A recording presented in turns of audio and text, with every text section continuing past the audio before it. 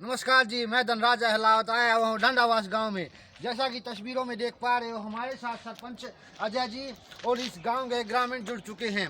आइए करते हैं इनसे बातचीत। इस गांव में क्या क्या समस्याएं, क्या कार्य करवाना चाहते हैं। अजय जी न धर्म की राजनीति करते हैं, न जाति की राजनीति करते हैं, अपने गाँव का विकास करवाना चाहते हैं, उस पर चर्चा करना चाहते हैं। तो नमस्कार अजय जी। अजय जी, हम आपसे जानना चाहेंगे आपके गाँव में क्या क्या समस्याएं, क्या कार्य आप करवाना चाहते हो। देखो जी, मेरे गांव में 2 सालों से ये बिजली की जो क्या नाम है एंगल टूटी हुई है, इसकी 2 बार शिकायत करी है, कोई एक्शन नहीं लिया। अभी एसडीओ साहब से मिला था, मैंने इसी कंप्लेंट भी दर्ज कराई है, अभी तक कोई एक्शन नहीं लिया है। तार टूट गया था, पोल तार टूट गए थे, वो तार तो रिपेयर हो गया। गांव में जो सरकारी स्कूलों की व्यवस्था कैसी प्रधान जी। सरकारी स्कूल की व्यवस्था सही है फिलहाल। जैसे पहले, अब सरकार भी चाहती है सरकारी स्कूलों में बच्चे ज़्यादा बढ़े हैं, तो आपके प्रयास से बच्चों की संख्या बढ़ी है या कम हुई है। देखो जी, समस्या पहले कम थी, अब एक दो बच्चे बढ़ी है। और पहले की अपेक्षा, जैसे हमने कुछ स्कूलों से शिकायत सुनी थी कि उनके स्कूलों में अध्यापकों का अभाव है। एक स्कूल में तो यहाँ तक सुना था हमने कि हमने ड्राइंग टीचर की अन्य जैसे विषय इंग्लिश और हिंदी इस प्रकार के जो विषय हैं वो उनको पढ़ाते हैं। तो आपके यहाँ पर जो सरकारी स्कूल है उसमें अध्यापकों का अभाव है या नहीं है। एक ही है टीचर, अभी प्राइमरी स्कूल है जी, टीचर अभी चेंज हुए हैं तो सही है फिलहाल। मतलब सभी विषयों के अध्यापक हैं। प्राइमरी स्कूल है जी 5वीं तक। एक गांव में यहाँ जो जैसे हमने कुछ गांव में देखा था कि जल भराव की समस्या रहती है, जैसे गंदे पानी की निकासी का कोई समाधान नहीं है या गंदा पानी तालाबों में जा रहा है। तो आपके यहाँ पर गंदे पानी की निकासी का समाधान है या नहीं है। अभी नहीं हुआ जी समाधान। इसकी भी मैंने कंप्लेंट दर्ज कराई हुई है ब्लॉक में, तो अभी तक कोई समाधान नहीं है। गंदे पानी की निकासी कहाँ पर हो सकती है। गाँव के बीच में। गाँव के बीच में जो झोड़ है उसकी निकासी रोड के सारे नाल है, उसको झोड़ में प्रवेश हो जाए। प्रधान जी, जैसे सरकार भी चाहती है तालाबों का सौंदर्यीकरण करवाना, तो आपके यहाँ पर तालाबों की स्थिति कैसी है। खराब है जी फिलहाल, मतलब बिल्कुल डैमेज हो चुकी है। डैमेज हो चुका है जी। गाँव के बीच में घरों में पानी भर जाता है, बरसात होती है, तालाबों का और फ्लो हो गए, मतलब बाहर निकल आता हाँ पानी, जी, बैक मारता। हाँ जी सर। नमस्कार जी। नमस्कार। क्या नाम जी। मुकेश जी, आप बताइए यहाँ पर गांव में क्या क्या समस्याएं हैं। गांव में समस्या तो बहुत ज़्यादा है, कितनी गिनवाएं आपको बताओ। एक तो रास्ते, किसान भाइयों के खेतों में जाते हैं, बरसात के टाइम में नहीं जा पाते, वहाँ पे पैदल चलना मुश्किल हो रहा है। ट्रैक्टर ट्रॉली तो जब जाएंगे वो पैदल नहीं जा सकते, खांचे हो रहे, खड्डे हो रहे, उनके फसल ले जाने में बहुत ज़्यादा समस्या हो रही है। एक तो वो रास्ता बन जाए। एक शमशान घाट है हमारा, शमशान घाट में रास्ता नहीं है और ना इसकी 4 दीवारी है, ना इसकी नपाई है। तो शमशान घाट में कहाँ से जाते हैं। अभी शमशान घाट में ऐसे ही जाते हैं, कच्चे रास्ते में से जाते हैं।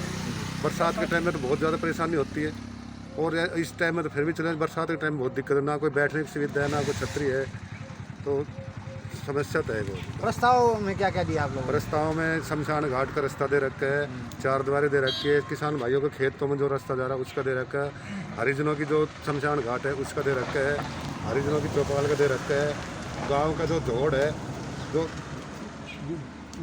घरों में पानी भर जाता है उसका दे रखा है, जो नाला बनाया हुआ है वो नाला थोड़ा ऊंचा है और गांव का जोड़ नीचा है, इसलिए वो गांव का जोड़ भर जाता है तो वो नाला में पानी नहीं जा पाता, वो गांव में घुसता है, वापसी घरों में चले जाता है। ग्राम सभा की कितनी मीटिंग हो चुकी है अभी तक। ग्राम सभा की मीटिंग तो हर महीना हो रही है, हर महीना लगातार हो रही है ग्राम सभा की मीटिंग।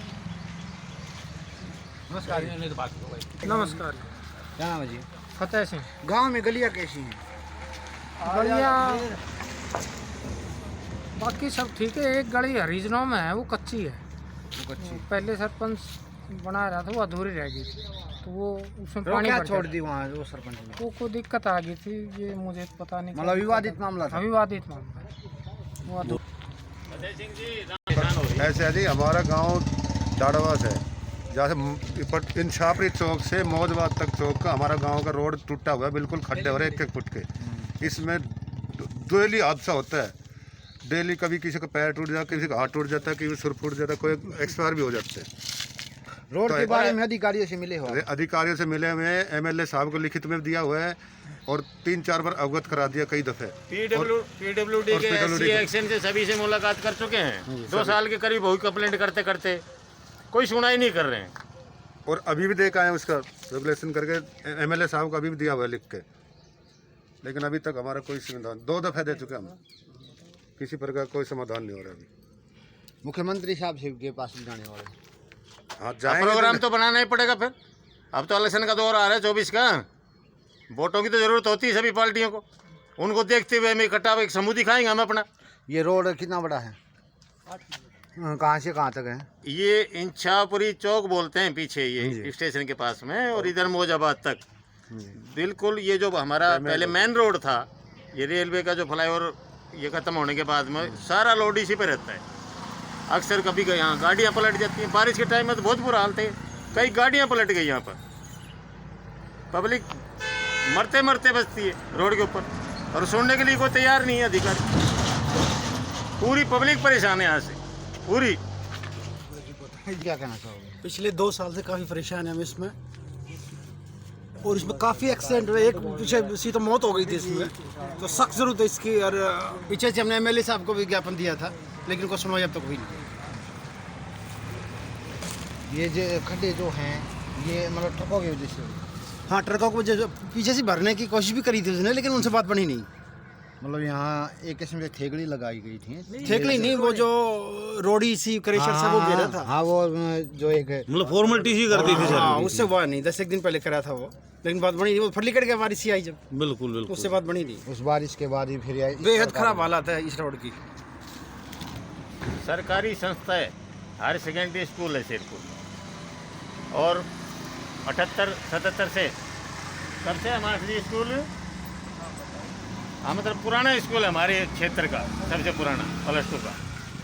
उसकी जो सरकारी हरियाणा शिक्षा विभाग के नाम ज़मीन है 2 कनाल के करीब, और उसमें गांव वालों ने आज भी मकान बना रखे हैं। 8-9 महीने पहले मैंने अपने खर्चे से, अपनी भागदौड़ से उस ज़मीन की पैमाइश कराई, वो शिक्षा विभाग के नाम निकली, और उसमें मैंने लेके प्रिंसिपल से BO, DO, DC और CM इंडो भी मैं अपनी तरफ से पूरी पैरवी कर चुका हूँ, लेकिन कोई सुनाई नहीं हो रही उसकी। आप मतलब वहाँ पर टीचर हो जी, आप क्या मतलब? मैं ग्राम सेवक भी नहीं हूँ, मैं तो अच्छा जी। मैं गांव का बासिंदा हूँ, अच्छा जी। वोटर हूँ गांव से, लेकिन सामाजिक कार्यों में बढ़ चढ़ के हिस्सा रखता हूँ।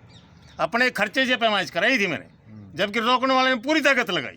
ताकत मैंने भी फुल लगाई, मतलब लेकिन समाज सेवा से जुड़े हुए जी। बहुत बढ़िया जी, बहुत बढ़िया। और वो शिक्षा का मंदिर है, और उस पर अवैध कब्जा करा कैसे दिया, मेरी बात ये समझ में नहीं आ रही। कितने प्रिंसिपल रिटायर होकर चले गए होंगे, कितने BO, DO चले गए होंगे, किसी ने भी ध्यान नहीं दिया आज तक। ठीक रोड है, डंडावास गांव से निकला हुआ है, और इच्छापुरी से डंडावास को आगे जाता है। तो यहाँ हज़ारों का वाहन यहाँ से आते जाते हैं, और इसी प्रकार जैसे कि तस्वीरों में देख पा रहे हो, एक किस्म से बिल्कुल सारा टूटा हुआ है दूर से दूर तक।